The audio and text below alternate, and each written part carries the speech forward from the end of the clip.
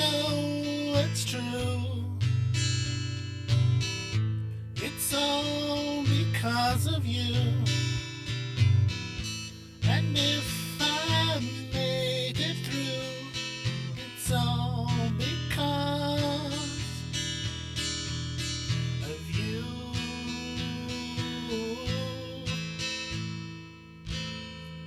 Nice. It's kind of like a classical piece almost.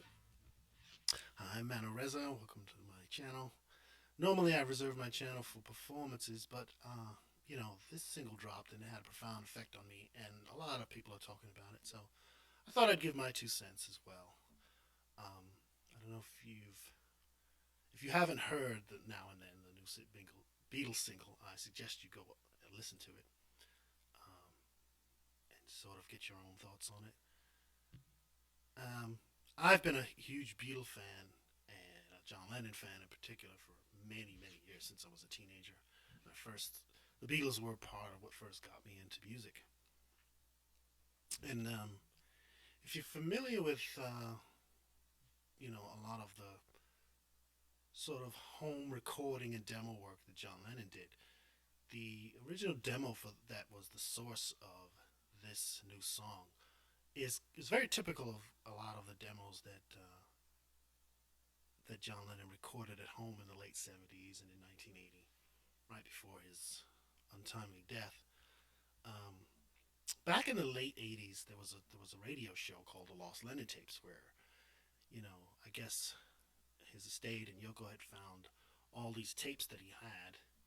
A lot of them were session tapes from the Beatles days and his solo work, as well as these home demos that he would make. It was a great show, and as you listen to it, you would hear how John Lennon would work through songs. A lot of songs would start off very raw, very basic, and he'd sort of be working through the song, and you would hear it evolve through these demo tapes. And this song, if you listen to the original demo of it, which is also available all over YouTube, it's very typical of the way he would sort of work a song. He'd have an idea, he'd keep doing versions of it, it would evolve, he'd refine it, and then finally he had a final song. This one doesn't seem like it reached that stage. In fact, at some points it seems like he's really just kind of still searching for, what he wants this song to be. And there's even that section that the Beatles cut out of their version.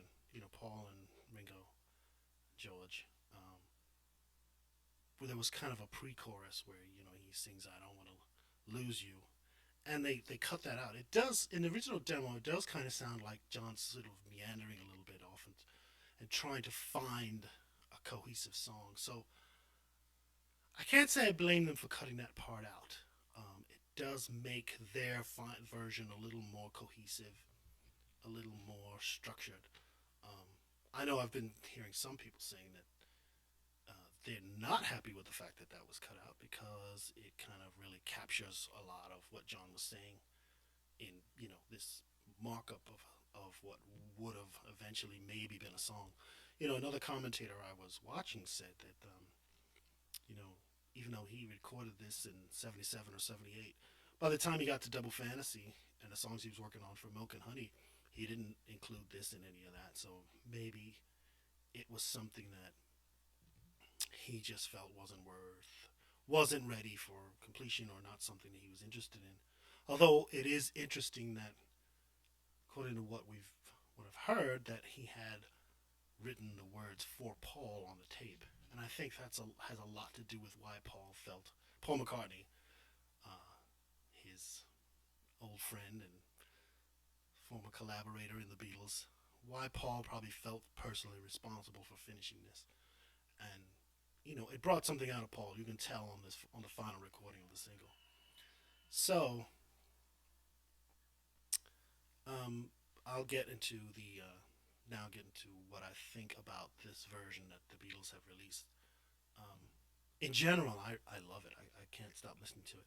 It's got its issues. I mean, again, they decided to put in a sort of, I don't know if we would consider it to be a bridge or middle eight, and it's interesting. The part of John's original demo that they cut out seemed to be like meandering and going everywhere, and so does this part that they put in. Although it does serve the purpose of having a place for this guitar solo that Paul McCartney said he actually recorded, but in George Harrison's slide style, meaning he was kind of a tribute to George, which I guess it works. John is, I mean, Paul McCartney is not as good a slide guitar player as George Harrison, I think. But he did do a decent job, and I guess it works in the song, because it does need some kind of bridge, since it's just the same A and B part over and over back to back. um, I think they did the right thing by waiting until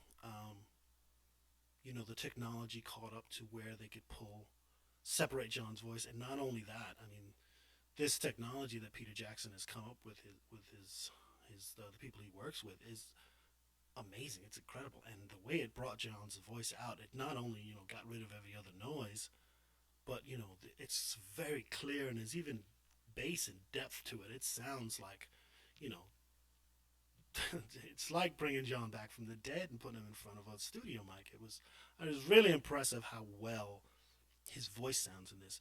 It's interesting that they decided not to keep, because the software that they're using could separate and extract separately not only the voice but John's piano on the demo too. And I thought they would use John's piano playing as well, since you could separate that from the noise as well, like they did when they worked on the other um, songs that they did from John Lennon demo tapes, like "Free as a Bird" and "Real Love." Um, which they didn't have the separation technology. They just basically used John's tape, faded it up where they needed him in, and then faded it down. And the other Beatles made a full backing track, and they just kind of synced them together, and it worked. I think it worked. A lot of people did not like it. I particularly liked "Free as a Bird." I thought it worked very well, and you actually get to hear John singing and playing on that, as well as the other Beatles. Um, "Real Love," I like the backing that the Beatles did for it, but what I did not like is that in order to speed it up, and I understand why they wanted to speed up the tempo, they also increased the pitch. So, John sounds like a little kid singing instead of, if you're familiar with the original home demo of John Lennon's "Real Love," it's actually a really nice demo, just his voice and piano. And it sounds best in its original key, in its original pitch. And they didn't have the technology then to increase the tempo without increasing the pitch, unfortunately. So I don't love what they did with "Real Love" as much as I liked with "Free as a Bird," but it's not horrible. I mean, I still like to listen to the Threetles making music. Um, but I have to say, the production on this one is top notch. It's far better than what they did on "Free as a Bird" and "Real Love." And not only because of the separation. I mean, the recording techniques are just better now. And so, what Paul is doing and Ringo's drumming is so solid on this, and it sounds really good. It's a really, really good production. I mean, it's just candy to the ears. I like the choices they made. I don't know how much of this was, because they credit Jeff Lynne and I think Giles Martin, George Martin's son, for production, for producer. But I don't know whose decision it was to sort of take this and gradually build it up, but I think it was the right choice. I think it works very well. Whereas it starts off with just really the guitar, piano, maybe a shaker, and then the voice comes in, and then Ringo comes in, and the bass comes in, and then the strings come in. And so you have this sort of building up and building up and building up to a crescendo, where by the end, you've got a full orchestra and all these harmony parts. It took a while for me to hear.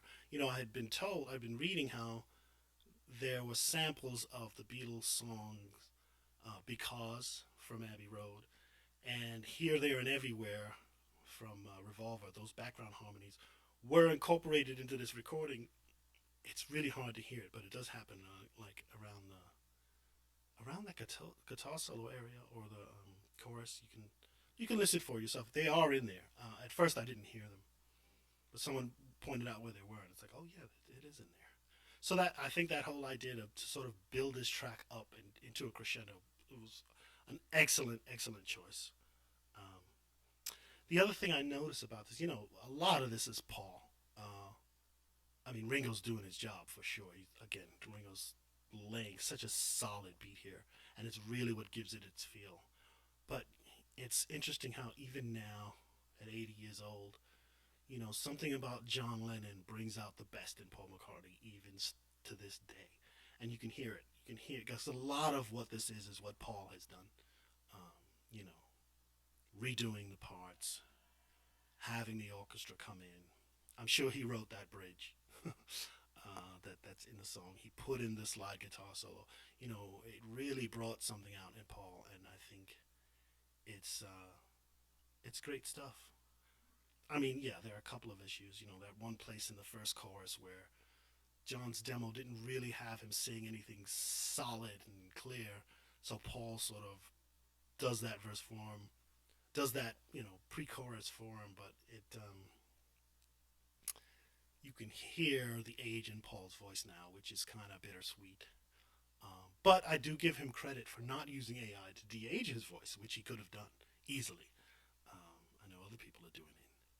So those are my main thoughts on it. I mean, a lot of people have a lot of thoughts on it. I mean, there's some people who don't think people should do any of these kind of post Beatle, post 1970 Beatle recordings.